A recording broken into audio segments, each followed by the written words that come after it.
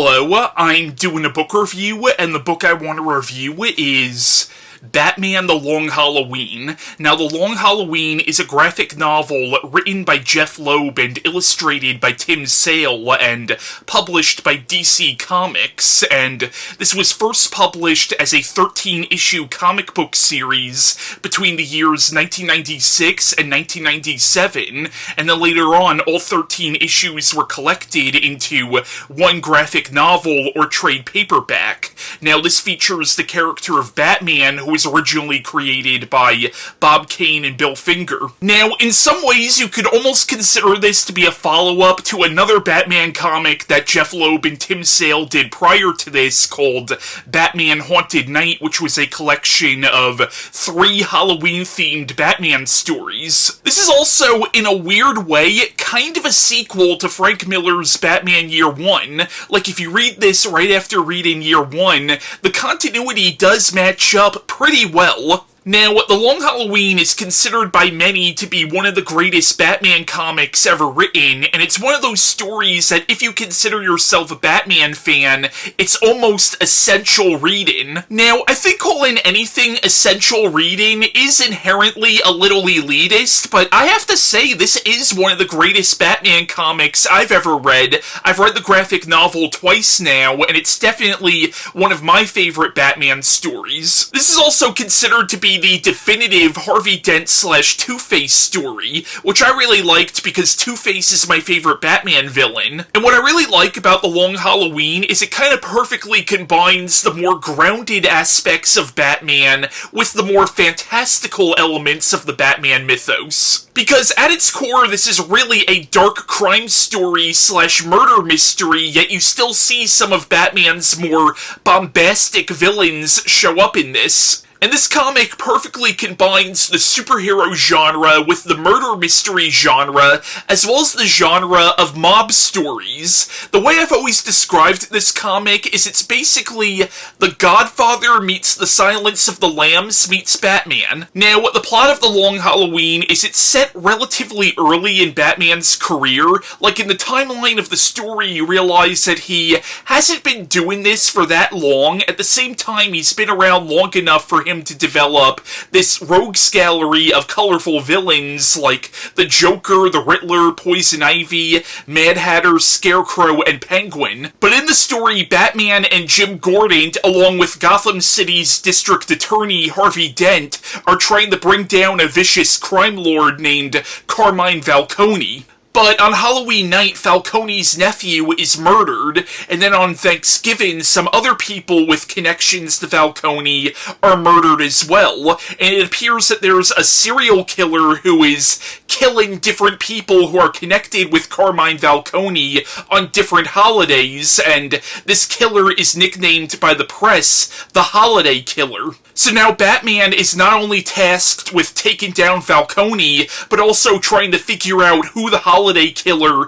actually is. So in order to catch this killer, Batman acquires the help of another serial killer who is now locked up at Arkham, named Julian Day, better known as the Calendar Man. And in the story, you realize that working on the Falcone case has really taken a toll, not just on Harvey Dent's marriage, but on his psyche as well, and it's really starting to drive him insane, and the story ultimately culminates in him becoming Two-Face. But yeah, The Long Halloween is a fantastic comic book. Not just a fantastic Batman comic, but a fantastic comic in general. And what I like about it is even though you have some of Batman's more bombastic enemies like Poison Ivy and Solomon Grundy, who is actually a zombie, the book is, at its heart, a crime novel. I also liked how Carmine Falcone, even though he is, for all intents and purposes, the primary antagonist of the graphic novel,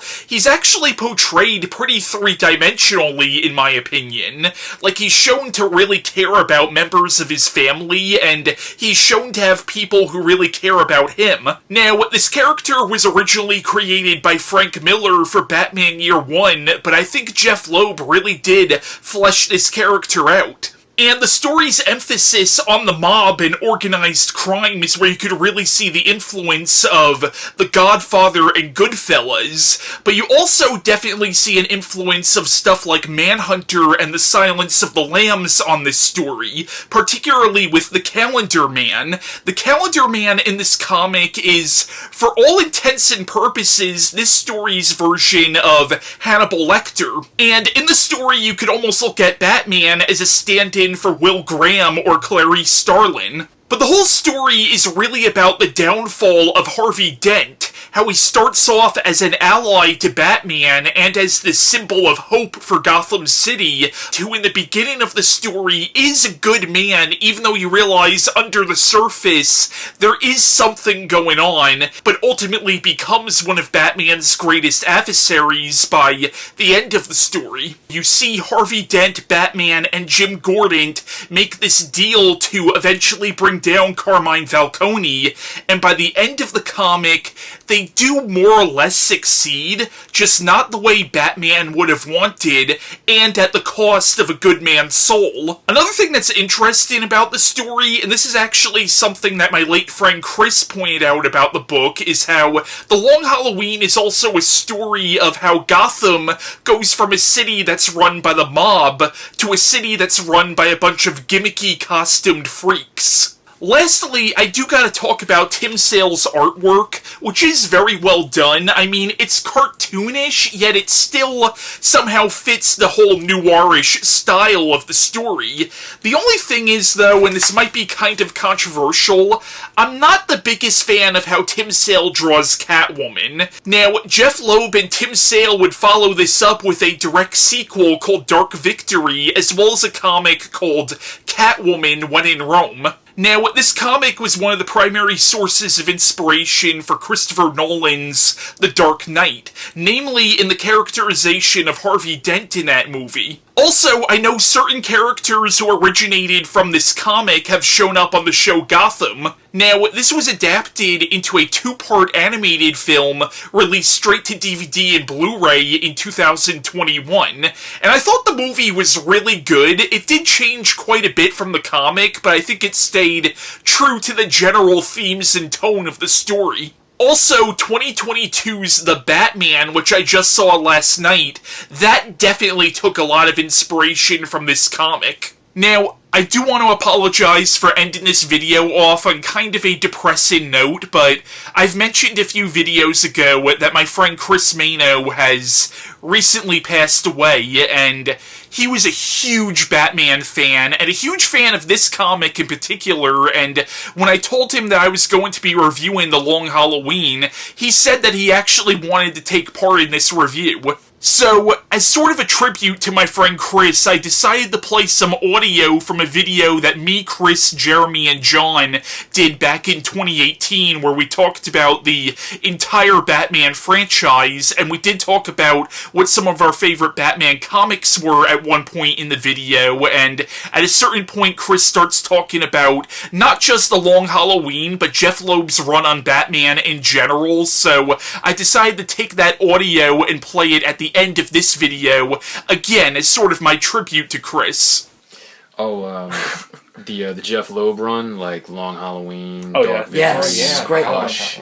These are great because they really kind of epitomize what Batman is, because Gotham sort of goes from a town that's run by the mob to a town that's run by a lot of gimmicky costume freaks. Mm-hmm. And those stories kind of best emphasize it, because throughout Long Halloween, you just have the entire Rogues Gallery in it, like, showing up, and then Dark Victory is essentially, like, adding Robin into the mix, and then... You know what I consider, like, the Jeph Loeb, especially Long Halloween and Dark Victory?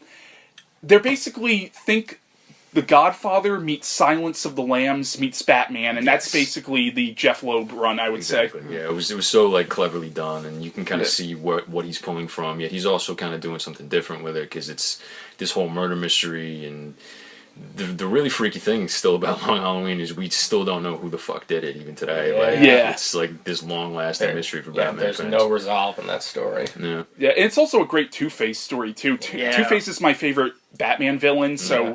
I think that's a great origin story for Two-Face as well. I believe The Dark Knight actually took inspiration from that story. Oh, Two-Face. absolutely. Chris Nolan was inspired from a lot of the long. When I read The Long Halloween, I'm like thinking about like Chris Nolan's like inspiration for the films. I'm like, oh my god, so this is where I got it from. There's Yeah. actually an edition of it where he writes the introduction. So, I hope you enjoyed that, and that was my review on Jeph Loeb's The Long Halloween, and bye.